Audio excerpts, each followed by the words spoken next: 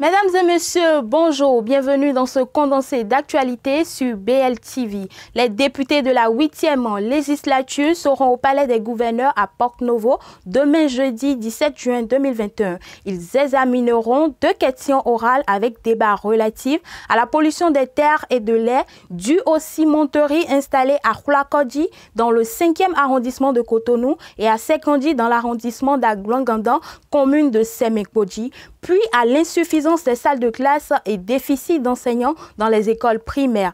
Ainsi se pencheront-ils sur la proposition de loi portant obligation de souscription d'assurance pour tout utilisateur de véhicules terrestres à moteur en République du Bénin.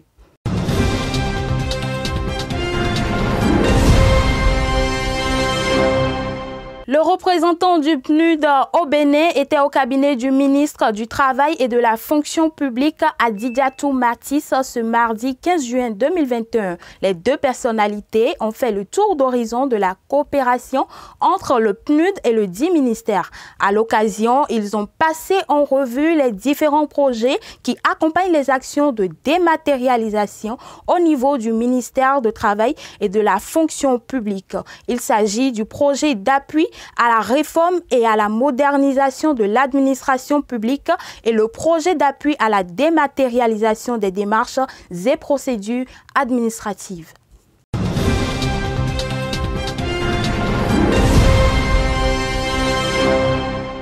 La Haute Autorité de l'Audiovisuel et de la Communication a procédé ce mardi 15 juin à la clôture des activités de sa première session ordinaire de 2021. Au total, 16 rapports ont été examinés et 13 décisions prises à l'issue des 4 mois de travaux. Pour Rémi Prosper Moretti, président de l'institution, plusieurs défis dont l'aboutissement du processus d'autorisation des médias en ligne, la sélection et l'implantation des radios restent un défi à relever.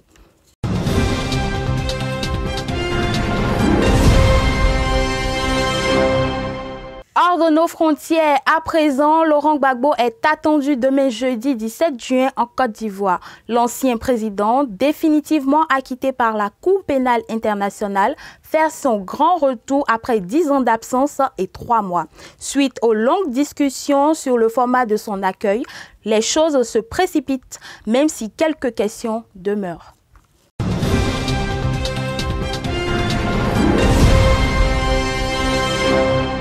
Sport pour finir, les écureuils du Bénin ne participeront pas à la Coupe des Nations Cameroun 2022. Ils ont été battus ce mardi 15 juin au thème du match en retard de la 6e et dernière journée des éliminatoires par la Sierra Leone. 1-0, c'est le score final du match. Le seul but de la rencontre a été marqué à la 19e minute du jeu par l'attaquant sierra-léonais Camara sur penalty.